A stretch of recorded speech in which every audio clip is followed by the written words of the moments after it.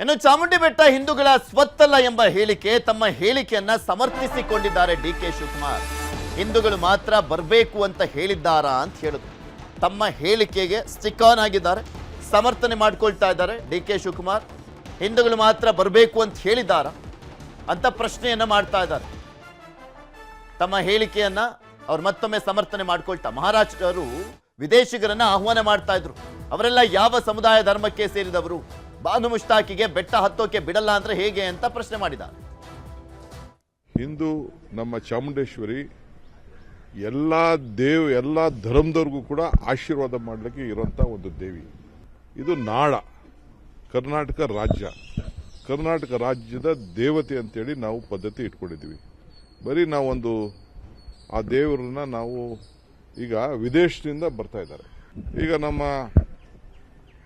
ನಿಸಾರ್ ಅವರು ಅವ್ರನ್ನೂ ಕೂಡ ನಾವು ಇನಾಗ್ರೇಟ್ ಮಾಡಿದ್ರು. ಶೋಭಾ ಅವರು ಇದು ನಡೆಯಕ್ಕೆ ಬಿಡಬಾರ್ದು, ಬೆಟ್ಟಕ್ಕೆ ಹತ್ತಕ್ಕೆ ಬಿಡಬಾರ್ದು ಅಂತ ಹೆಂಗ್ ಸಾಧ್ಯ? ದಸರಾ ನಮ್ಮ ಸಾಂಸ್ಕೃತಿಕವಾಗಿ ಧಾರ್ಮಿಕವಾಗಿ ಅನೇಕ ಪದ್ಧತಿಗಳ ಜೊತೆಲಿ ನಾವು ಆಚರಣೆಯನ್ನು ನಾವು ಮಾಡ್ತಾ ಇದ್ದೇವೆ. ನೀರಿಗೆ, ಸೂರ್ಯಕ್ಕೆ, ದೇವರಿಗೆ, ಯಾವುದೇ ದೇವರು ಇರ್ಬೋದು. ಈಗ ನಮ್ಮ ಕ್ರಿಶ್ಚಿಯನ್ ಚರ್ಚ್ಗಳಿಗೆ ನಮ್ಮನ್ನ ಬಿಡಲ್ವಾ? ಮಸೀದಿಗಳಿಗೆ ಬಿಡಲ್ವಾ? ಇಲ್ಲ ನಮ್ಮ ಗೊಮಟೇಶ್ವರನ ಜೈನ್ ಧರ್ಮಕ್ಕೆ ಪೀಠಕ್ಕೆ ನಮ್ಮನ್ನ ಬಿಡಲ್ವಾ? ನಮ್ಗೆಲ್ಲರಿಗೂ ಕೂಡ ಪ್ರವೇಶ ಇದೆ. ಬರೀ ಅವರು ನೀವು ಯಾರು ಬರಬಾರ್ದು ಅಂತ ಯಾರು ಅವ್ರು ಏನಾದ್ರು ಹೇಳ್ತಾ ಇದ್ದಾರಾ? We can't tell it. It is A government property, it is not A private property. ಅವ್ರ ಪಾಪ ಅವ್ರಿಗೆ ಈಗ ಬಿಜೆಪಿ ಜೊತೆ ಸೇರ್ಕೊಂಡ್ಬಿಟ್ಟಿದಾರಲ್ಲ, ಅವ್ರ ಹಿಸ್ಟ್ರಿ ಮರ್ತು ಬಿಟ್ಟಿದ್ದಾರೆ. ಅವ್ರ ಹಿಸ್ಟ್ರಿ ಮರ್ತು ಬಿಟ್ಟಿದ್ದಾರೆ. ನಾನೊಬ್ಬ ಹಿಂದೂ, ನಾನು ಚಾಮುಂಡೇಶ್ವರಿ ಆ ತಾಯಿ ಬಗ್ಗೆ ಅಪಾರವಾದಂತ ವಿಶ್ವಾಸ ಇಟ್ಕೊಂಡು ಇರ್ಬೋದು, ಕಾಂಗ್ರೆಸ್ನ ವರಿಷ್ಠರು ಇರ್ಬೋದು, ಅತ್ಯಂತ ಒಂದು ಗಂಭೀರ ಒಂದು ಸಮಸ್ಯೆ ಇರುವಾಗ ಇಂಥ ಒಂದು ಹಾಸ್ಯಾಸ್ಪದ ಹೇಳಿಕೆ ಹೇಳಿ ಆ ವಿಚಾರವನ್ನು ಮುಚ್ತಾರೆ. ಏನು ಧರ್ಮಸ್ಥಳದ ಗಂಭೀರವಾದಂತಹ ಆರೋಪಗಳು, ಅದ್ರ ಬಗ್ಗೆ ಒಂದೊಂದು ಸತ್ಯಗಳು ಬರ್ತಾ ಇರುವಂತದ್ದು ಮುಚ್ಚೋದಕ್ಕೆ ಇಂಥ ಒಂದು ಹಾಸ್ಯಾಸ್ಪದ ಹೇಳಿಕೆ ಹೇಳ್ತಾ ಇದ್ದಾರೆ ಅಂತ ಸಹಜವಾಗಿ ನಮಗೆ ಒಂದು ಪ್ರಶ್ನೆ ಇದೆ. ಇವಾಗಲೇ ಹೇಳಿದ್ವಿ, ಬೇಕಾದಷ್ಟು ಉದಾಹರಣೆಗಳಿದಾವೆ. ಎಲ್ಲಿ ಸರ್ಕಾರ ದೇವಾಲಯಗಳು ತಮ್ಮ ನಿಯಂತ್ರಣಕ್ಕೆ ತಗೊಳ್ತಾರೆ, ಅವರು ಅದು ಧಾರ್ಮಿಕ ಆಚರಣೆಯಿಂದ ಅಲ್ಲ, ಒಂದು ಪ್ರವಾಸೋದ್ಯಮ ಸ್ಥಳ ಅಥವಾ ಒಂದು ಜನರು ಅದಕ್ಕೆ ಹೋಗ್ಬಿಟ್ಟು ಒಂದು ಪ್ರಯಾಣಕ್ಕಾಗಿ ಅಲ್ಲಿ ಹೋಗ್ತಾ ಇದ್ದಾರೆ, ಆ ದೃಷ್ಟಿಯಿಂದ ನೋಡ್ತಾರೆ. ಇದು ಪ್ರಥಮವಾಗಿ ಒಂದು ಧಾರ್ಮಿಕ ಸ್ಥಳ. ಆ ದೃಷ್ಟಿಕೋನದಿಂದ ಬರೀ ಹಿಂದೂ ಧರ್ಮ ಪಾಲಿಸೋರು ಮತ್ತೆ ಹಿಂದೂ ಧರ್ಮಕ್ಕೆ ಒಂದು ಚೌಕಟ್ಟು ಕೊಡೋರಿಗೆ ಅದನ್ನ ಒಂದು ಮುಂದುವರಿಬಹುದು. ಅದಕ್ಕಾಗಿ ಬೆಟ್ಟ ಹಿಂದೂಗಳು ಅಥವಾ ಹಿಂದೂಗಳ ಆಸ್ತಿನೇ ಆಗಬೇಕಾಗಿದೆ. ಅದು ಇವತ್ತು ಸಹ ಒಂದು ಹಿಂದೂ ಆಸ್ತಿನೇ, ಅದರಲ್ಲಿ ಏನೋ ಒಂದು ಅನುಮಾನ ಇಲ್ಲ. ಉಪಮುಖ್ಯಮಂತ್ರಿ ಇಂಥ ಒಂದು ಆಘಾತಕಾರ ಒಂದು ಹೇಳಿಕೆ ಹೇಳೋದ್ರಿಂದ ಇದೇನು ಬದಲಾವಣೆ ಆಗೋಕ್ಕೆ ಸಾಧ್ಯವಿಲ್ಲ. ಇದು ತಮ್ಮ ಭವಿಷ್ಯಕ್ಕಾಗಿ ಒಳ್ಳೇದಾಗಲ್ಲ. ಮತ್ತೆ ನಾವು ಕೂಡ ನಮ್ಮ ಹೋರಾಟವನ್ನು ಇನ್ನೂ ಗಂಭೀರವಾಗಿ ಇದ್ರ ಬಗ್ಗೆ ತಗೋತೀವಿ. ಮತ್ತೆ ನಂತರ ಕೂಡ ಇದ್ರ ಬಗ್ಗೆ ಸೂಕ್ತವಾದಂತಹ ಕ್ರಮ ಎಲ್ಲೆಲ್ಲಿ ನಾವು ತಗೋಬೇಕು ಅದನ್ನ ತಗೋತೀವಿ. ಇದ್ರ ಬಗ್ಗೆ ಮಾಹಿತಿಯನ್ನು ಪಡ್ಕೊಳ್ತಾ ಹೋಗೋಣ. ನಮ್ಮ ಪ್ರತಿನಿಧಿ ತಿಮ್ಮೇಗೌಡರು ನೇರ ಸಂಪರ್ಕದಲ್ಲೇ ಇದ್ದಾರೆ. ತಿಮ್ಮೇಗೌಡ್ರೆ, ಇತ್ತೀಚಿನ ಹೇಳಿಕೆಗಳನ್ನ ಗಮನಿಸ್ತಾ ಇದ್ರೆ ಡಿ ಕೆ ಶಿವಕುಮಾರ್ ಅವರು ಕೆಲವೊಂದು ಹೇಳಿಕೆಗಳನ್ನ ವಿವಾದ ಆಗ್ಲಿ ಅಂತಾನೆ ಕೊಡ್ತಾ ಇದ್ದಾರ ಅನ್ನುವಂತ ಸಂಶಯ ಮೂಡುತ್ತೆ. ಯಾಕೆಂದ್ರೆ ಸಾಫ್ಟ್ ಹಿಂದುತ್ವ, RSS ಒಲವು ಅನ್ನುವಂತ ರೀತಿಯಲ್ಲಿ ಚರ್ಚೆ ಆಗ್ತಾ ಇತ್ತು.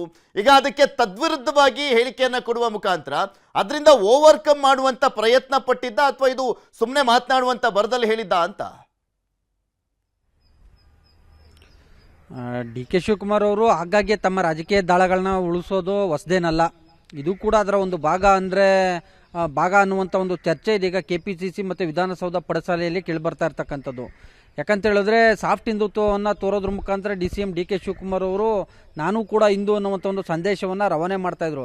ಎಸ್ಪೆಷಲಿ ಸದನದ ಒಳಗೆ RSSನ ಸದಾ ವತ್ಸಲೆ ಗೀತೆಯನ್ನು ಆಡಿದ್ದು ಕೂಡ ಎಲ್ಲೋ ಒಂದು ಕಡೆಯಾಗಿ ಅದು ತಮ್ಮದೇ ಆದಂಥ ಒಂದು ರಾಜಕೀಯ ತಂತ್ರಗಾರಿಕೆ ಎನ್ನುವಂಥದ್ದು ರಾಜಕೀಯ ವಿಶ್ಲೇಷಕರ ಒಂದು ವಾದ. ಮತ್ತೊಂದು ಕಡೆಯಾಗಿ ಅದು ಯಾವಾಗ ವಿವಾದದ ಸ್ವರೂಪವನ್ನು ಪಡ್ಕೊಂತ ಅವಾಗ ಕೂಡಲೇ ಕ್ಷಮೆಯನ್ನು ಯಾಚಿಸಿದ್ರು.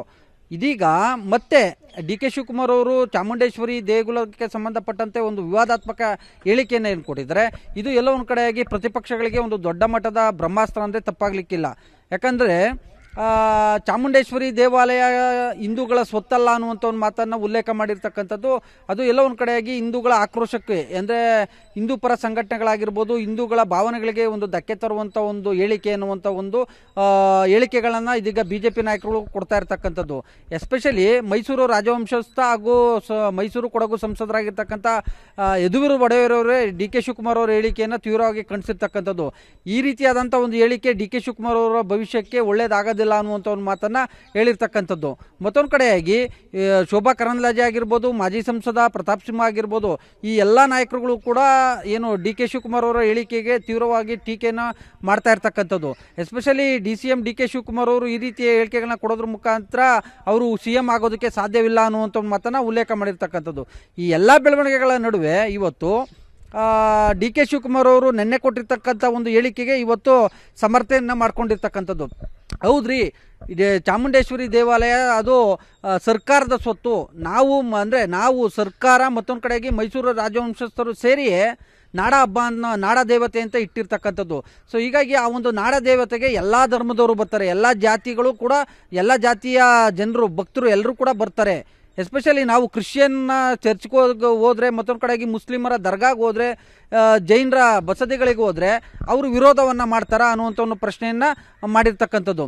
ಸೊ ಹೀಗಾಗಿ ಯದುವೀರ್ ಒಡೆಯರವ್ರಿಗೆ ಇತಿಹಾಸ ಗೊತ್ತಿಲ್ಲ, ಅವರು ಇತಿಹಾಸವನ್ನು ಮರ್ತಿದ್ದಾರೆ. ಯಾಕಂತ ಹೇಳಿದ್ರೆ ಅವರು BJP ಸೇರಿದಾರಲ್ವಾ ಅನ್ನುವಂಥ ಒಂದು ಮಾತನ್ನು ಹೇಳಿದ್ರ ಮುಖಾಂತರ ಯದುವೀರ್ ಹೇಳಿಕೆಗೆ, ಮತ್ತೊಂದು ಕಡೆಗೆ BJP ನಾಯಕರ ಹೇಳಿಕೆಗೆ ಇವತ್ತು CM ಡಿ ಕೆ ಶಿವಕುಮಾರ್ ಅವರು ನಿನ್ನೆಯ ಹೇಳಿಕೆಯನ್ನು ಸಮರ್ಥನೆ ಮಾಡ್ಕೊಳ್ಳೋದ್ರ ಮುಖಾಂತರ ತಿರುಗೇಟನ್ನು ಕೊಟ್ಟಿರ್ತಕ್ಕಂಥದ್ದು.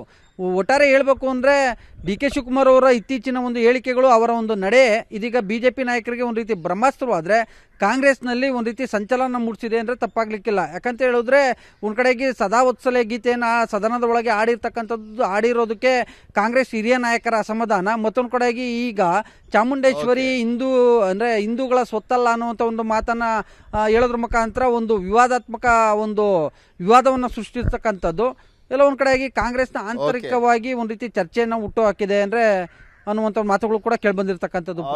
ಧನ್ಯವಾದ ತಿಮ್ಮೇಗೌಡ್ರೆ ನಿಮ್ಮೆಲ್ಲ ಮಾಹಿತಿಗಾಗಿ.